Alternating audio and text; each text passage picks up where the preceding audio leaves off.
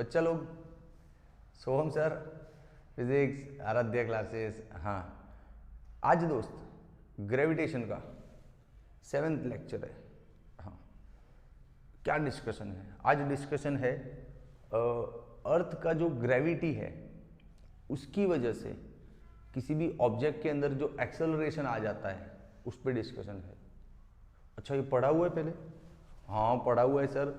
अर्थ की ग्रेविटी की वजह से जो एक्सेलरेशन आता है ना वो तो जी है साहब, 9.8 9.8 है। तो हम कहाँ मना किए कि ये नहीं है? तो सर ये तो हम जानते हैं, आप क्या बताओगे? अरे मैं बहुत आगे का बताऊंगा। ये तूने रट्टा है ना, सच्ची बोल कि 9.8 होता है, रट्टा है ना। आज इसका प्रूफ देखेगा, पूरा कैलकुलेशन की कैसे ये आंसर आए, एक एक वैल्यू रख के दिखाऊंगा तेरे को। सच्ची रे, मजाक नहीं कर रहा हूँ। हाँ तो चल, आज का क्वेश्चन क्या है कि discuss gravitational acceleration, derive an expression for the acceleration due to gravity of earth. ऐसा क्वेश्चन बन सकता है। चल, डिराइव एक्सप्रेशन और equation, derive expression for acceleration due to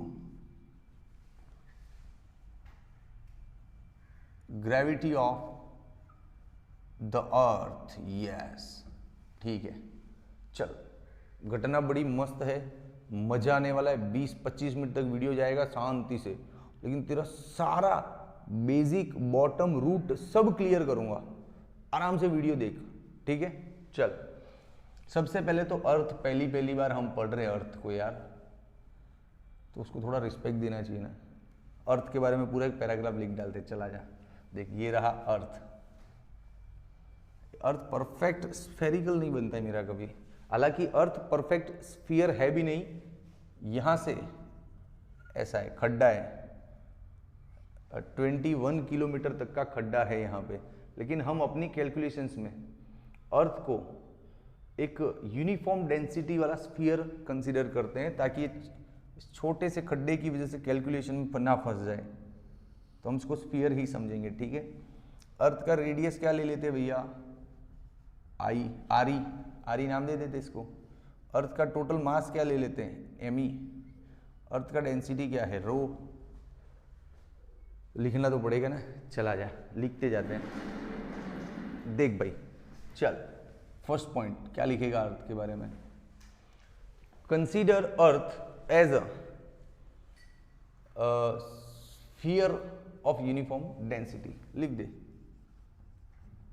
consider the earth as a sphere, solid sphere of uniform density. ठीक है दोस्त। दूसरा point, mass of earth is ME. नामकरण कर रहे हैं हम, अब इस चैप्टर में ये नाम बार बार आएंगे। Mass of earth is ME, ठीक है। रेडियस ऑफ अर्थ,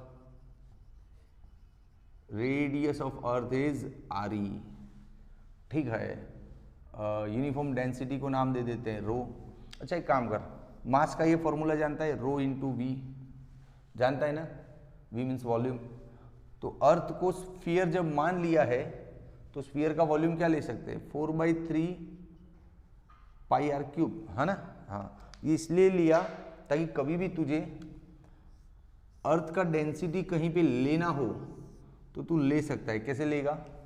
अर्थ के डेंसिटी के लिए इस टर्म को नीचे जाने दे, यहाँ जो बनेगा that will be your density. You can replace density by this term. हाँ, तो ये अर्थ के बारे में ओपनिंग हो गया। अब एक और पॉइंट। अच्छा सर, अर्थ को हम कोसेंट्रिक स्फेरिकल सेल का बना हुआ समझ सकते हैं? समझना पड़ेगा। देख कैसे, रुक, ये रहा एक छोटा सा सेल स्फेरिकल, ये दूसरा उसके ऊपर, ये तीसरा उसके ऊपर, चौथा और उसके ऊपर, पांचवा, छठवा, सातवां, आठवां, ऐसे सेल के ऊपर सेल, सेल के ऊपर सेल, सेल के ऊपर सेल। ये सेंटर हो गया ना अर्थ। हाँ, तो अर्थ को हम कोसेंट्रिक, मतलब एक ही सेंटर पे जो है ऐसे स्फेरिकल सेल्स का बना हुआ समझ सकते हैं, है ना। तो चलो लिखो point. Earth can be taken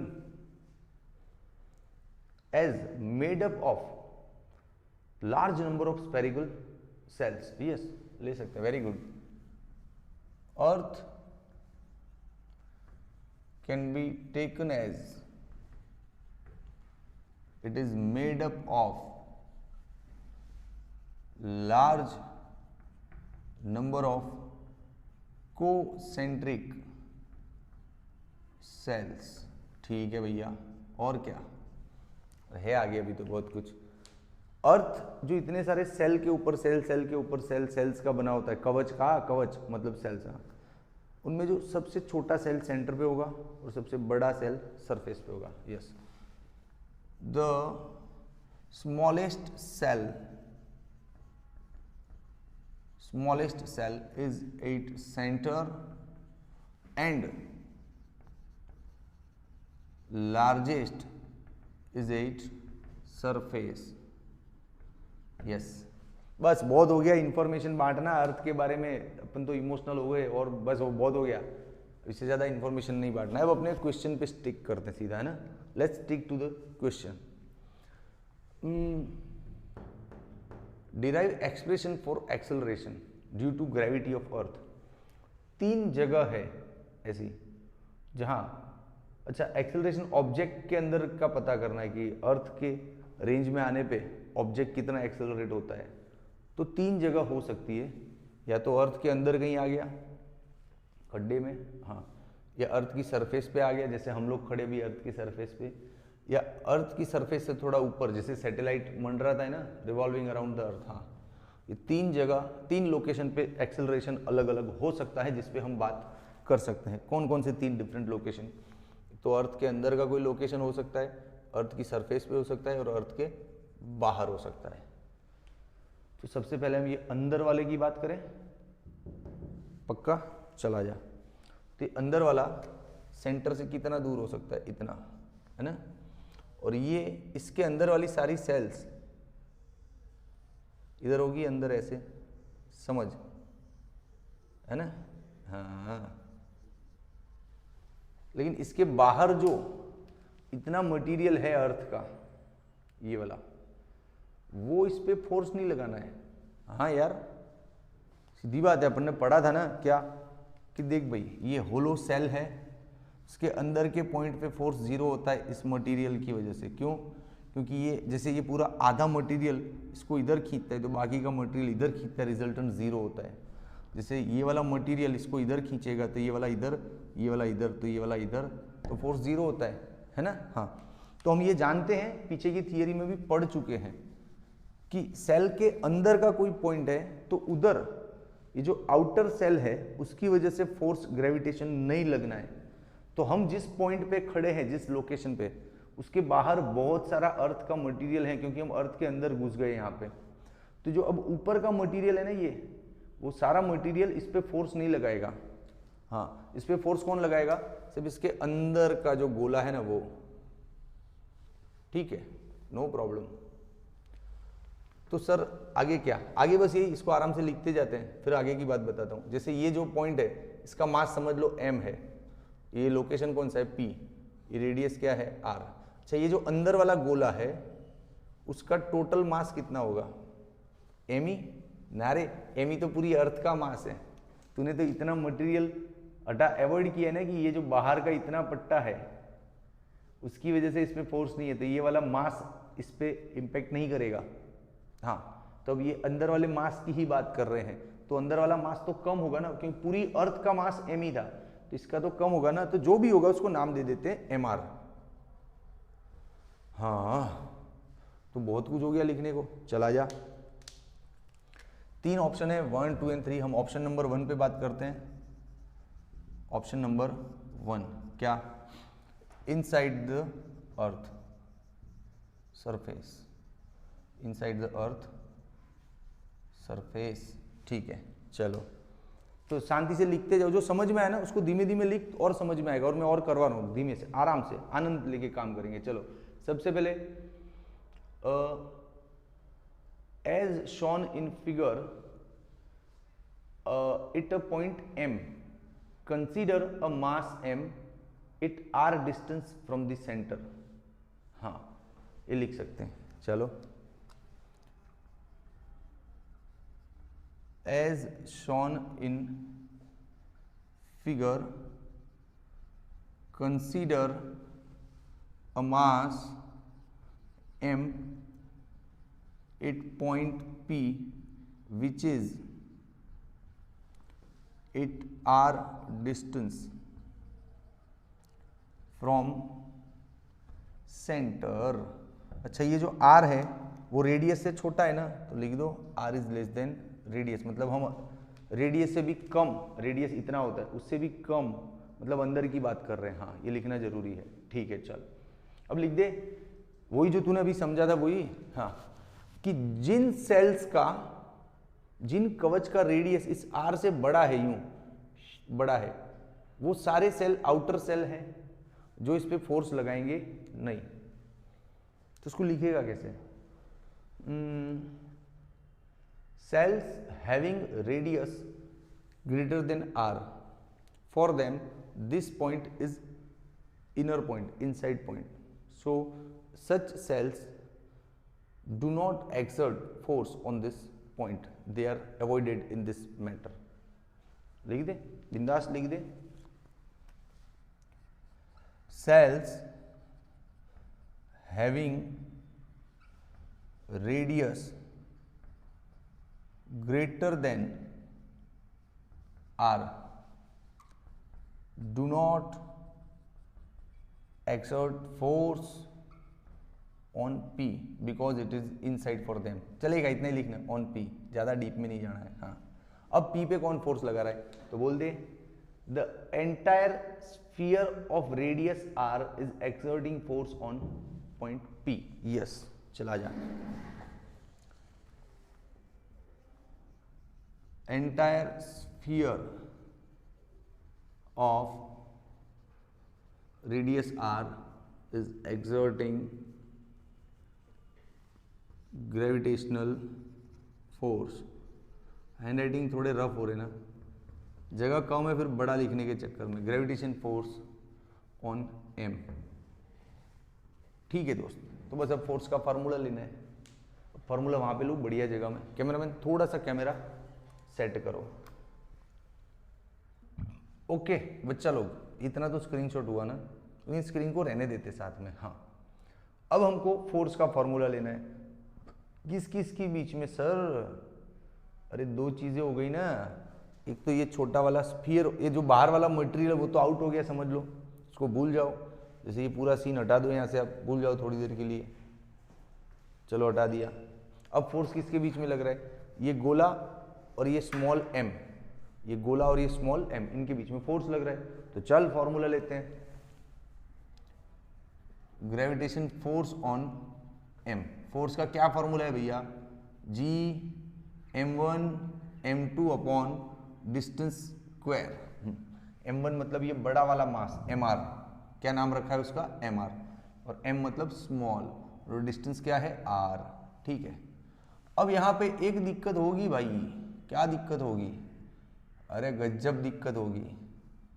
sir बोल नहीं रहे हो, सस्पेंस खेल रहे हो.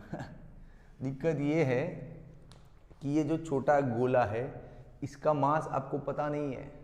आप क्या जाओगे अर्थ को इतना है ऊपर से काट के इसको बाहर निकाल के मास करोगे? नहीं ना. तो कोई बात नहीं, इसको रिप्लेस करते हैं, कुछ ना कुछ ट्रिक लगाते हैं. चल ट्रिक है, इस मास को डील करने की अपने पास ट्रिक है दोस्त. क्या ट्रिक है? कुछ नहीं, density into volume of it. हाँ, अरे सर ये डेंसिटी तो अर्थ का था ना पहले, तो भाई मटेरियल तो वही है ना. चाहे इतना छोटा गोला दिख रहा है तेरे को, इतना छोटा गोला लूं कि पूरा अर्थ लूं, मटेरियल इज सेम. तू एक ग्लास भर के पानी ले या पूरा टंकी भर के पानी ले, पानी का डेंसिटी 1000 रहता है, चाहे ग्लास में भरा हो चाहे टंकी में भरा हो. समझ रहे हैं? हाँ, तो डेंसिटी इक्वल है, मास अलग है, क्योंकि वो अर्थ पूरा बड़ा गोला है, ये छोटा गोला है, तो मास कम है. हाँ, डेंसिटी सेम है. और वॉल्यूम भी अलग है. चलो क्या है वॉल्यूम इस छोटे गोले का, फॉर्मूला वही 4/3 है, लेकिन उसका खुद का रेडियस r3। हाँ समझे बबुआ, है ना दांसू। चलिए कैंसिल, g 4/3 एक r रहेगा यहाँ पे, ठीक है भाई, नीचे का r² तो कैंसिल। अब और क्या, इस डेंसिटी को रिप्लेस कर, बोला था मैंने डेंसिटी को रिप्लेस कर सकते हैं यहाँ से, दिख रहे हैं ना, ये पूरा नीचे ले जाओ तो me अपॉन 4/3 ये 4/3 कैंसिल, तो क्या रह गया g me m r upon r³ ये आ गया फोर्स। अब force is equal to ma या mg, हाँ mg ले लेते हैं, चलो g me m r mm cancel, तो भैया आ गया formula g me re³ into r, finally मिल गया। अभी तो एक ऑप्शन पे बात हुई है भाई, दूसरा ऑप्शन तो बाकी है। हाँ कौन सा दूसरा ऑप्शन, अरे तीसरा भी बाकी है। अपन ने 3 लोकेशन पता किए थे, रुक अर्थ को ड्रॉ करने दे भाई, अर्थ को फिर से ड्रॉ करने दे, ये रहा अर्थ, समझ, ये अंदर के पॉइंट की बात हो गई। अब हम बाहर के पॉइंट की बात करेंगे जो इतना दूर है, फिर हम सरफेस पे बात करेंगे, लेकिन अब लंबा नहीं होगा, इजी है, मुझे ये मिटाना पड़ेगा दोस्त। तेरा स्क्रीनशॉट हो गया ना, हाँ चल आ जा, जगह चाहिए ना लिखने को, मस्त जगह चाहिए भाई, जगह चाहिए तो लिखने का आनंद आवे। अब यहाँ पे ज्यादा झंझट नहीं है, क्यों, कैलकुलेशन लंबा नहीं होगा, क्यों भाई, यहाँ पे इतना लंबा क्यों हो गया मामला, क्योंकि ये जो मास है ना वो तेरे को पता नहीं था, अर्थ का मास पता है, तो इसको लास्ट में देख कन्वर्ट तूने एमई में कर दिया। अब ये तेरे को पता है अर्थ का मास 6 × 10⁻24 kg अर्थ का मास हो चुका है इस दुनिया में, हमको सिर्फ पढ़ के याद रखना है। तो ये मास पता नहीं था, उस मास को हैंडल करने में तेरा इतना सारा स्टेप हो गया। इस बार ऐसा नहीं होगा, इस बार यही एक ही स्टेप में आंसर आएगा। क्यों, क्योंकि ये जो बाहर का पॉइंट है ना, उसके ऊपर कोई मटेरियल नहीं है जिसको अवॉइड कर दे, उसके लिए तो पूरा अर्थ इस पे फोर्स लगाएगा, समझा ना। पिछली बार क्या था कि जहां पे अपन ने पॉइंट सिलेक्ट किया था उसके ऊपर भी अर्थ का थोड़ा हिस्सा था जो अंदर फोर्स नहीं लगा पाता है, तो उस हिस्से को अवॉइड करने के चक्कर में मास बदल गया। इस बार तो ऐसा कुछ नहीं है, इस बार तो ऐसा कुछ नहीं है। ये टेक्नीशियन कहाँ भागे, रुको कैमरा देखना पड़ेगा, परफेक्ट दिख रहे सब ना, ये डबल मेहनत अपने, हाँ यार कंप्लीट मैं भी आ रहा हूँ कैमरे में, तो कोई डर नहीं है। चलो आ जाओ, यहाँ पे दिख रहा है पूरा मस्त, सेल्फ शूट कर रहा हूँ, टेक्नीशियन कहीं नाश्ता करने चले गए। तो अपना पॉइंट ये था कि यहाँ पे फोर्स लेने में कोई दिक्कत नहीं है। चलो लेकिन एक मिनट, उससे पहले यहाँ का एक ऑब्जर्वेशन लिख ले, काम आएगा।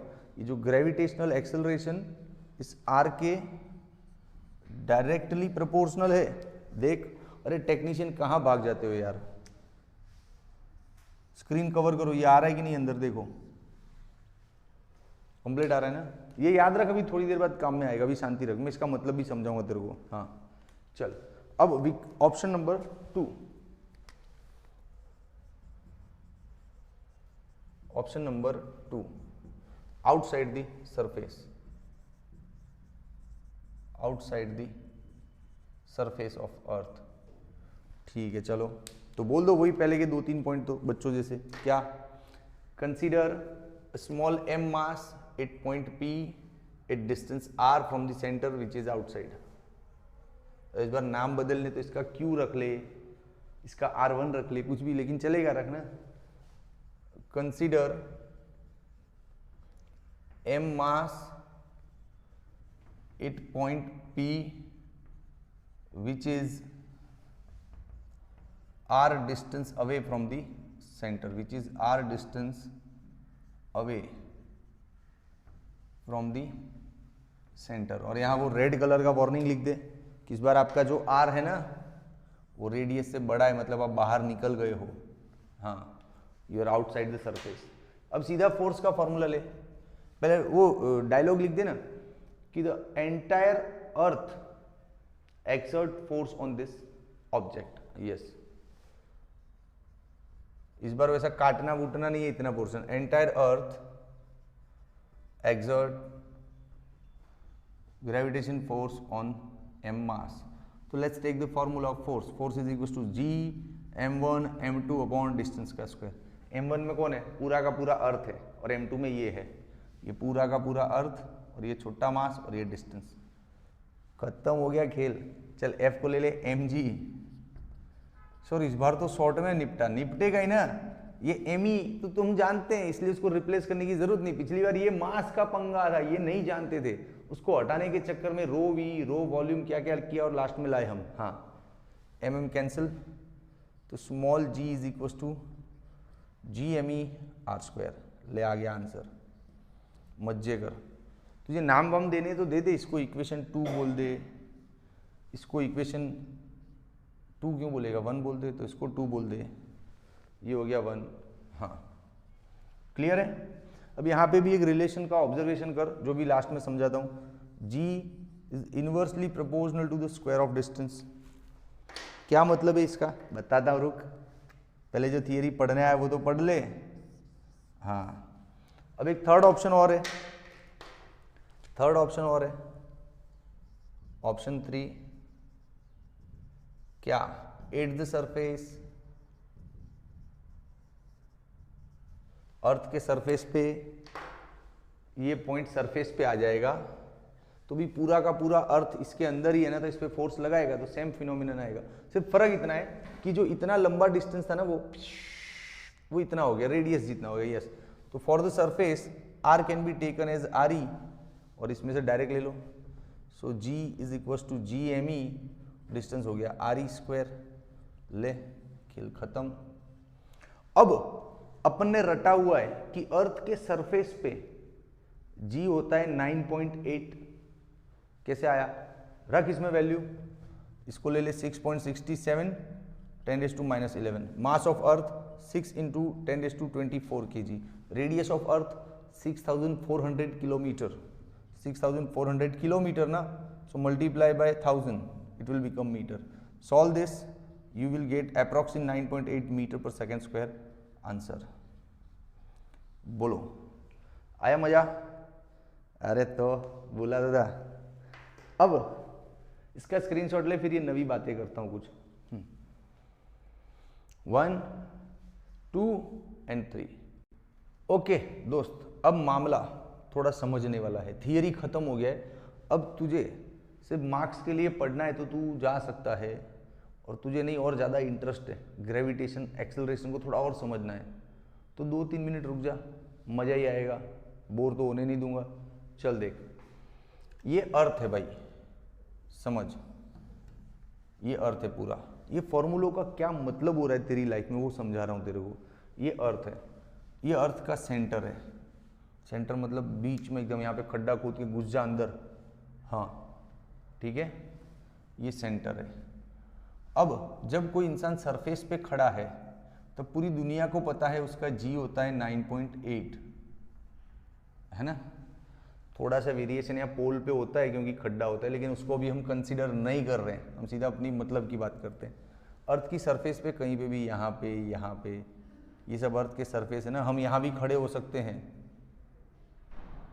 सर हम ऐसे गिर नहीं जाएंगे? ए यार, हम ऐसे नहीं गिरते कभी। हमारे ऊपर इधर स्काई होता है, हमारे नीचे ज़मीन ये होती है ना पैरों के नीचे, तो हम ऐसे गिरते हैं हमेशा, अर्थ के सेंटर की तरफ गिरते हैं। ये कहाँ, ये तो तू ब्रह्मांड में गिरेगा, समझ। ये तू जहाँ भी खड़ा है तुझे दिख रहा है कि उल्टा खड़ा है, लेकिन जब यहाँ पे खड़ा होगा ना तब तुझे पता चलेगा कि तेरे ऊपर स्काई है और तेरे नीचे ये ज़मीन है। हाँ, तो सर मैं यूँ गिर नहीं रहा हूँ, कैसे गिरेगा? ग्रेविटी ने तेरे को पकड़ के रखा है ना। अभी मैं यहाँ पे खड़ा हूँ तो क्या अपने आप जा रहा हूँ कहीं ऊपर? नहीं ना, ग्रेविटी ने पकड़ के रखा है। हाँ, तो हम कहीं भी खड़े हो तो 9.8 है, ठीक है। लेकिन सेंटर से यहाँ पे मान लो हम आ जाएं और इधर जाना शुरू करें धीमे धीमे धीमे धीमे धीमे, तो क्या सब जगह जी 9.8 रहेगा? नहीं रहेगा रे। फॉर्मूला तो बोल रहा है कि अंदर की तरफ जो जी है ना वो directly proportional to the R है। मतलब सेंटर से जैसे जैसे दूर जाएगा डिस्टेंस बढ़ेगा, तेरा डिस्टेंस बढ़ेगा तो जी भी बढ़ेगा। बढ़ेगा बढ़ेगा बढ़ेगा बढ़ेगा बढ़ेगा, ये बड़ा बड़ा बड़ा बड़ा यहाँ तक इतना हुआ, समझा। तो अंदर जी तेरा इंक्रीज होता जाता है, सेंटर पे जी क्या हो जाएगा 0, क्योंकि डिस्टेंस 0 है। सेंटर से जो डिस्टेंस बनता है उसको तो हम आर बोले थे थियरी में, ये R R R R R R, हाँ समझा।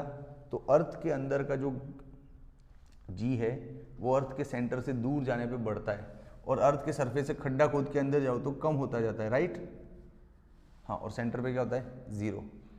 अब जितना बढ़ना था बढ़ लिया, अब बाहर निकले तो बाहर रिलेशन ऐसा है, g is inversely proportional to the square of distance.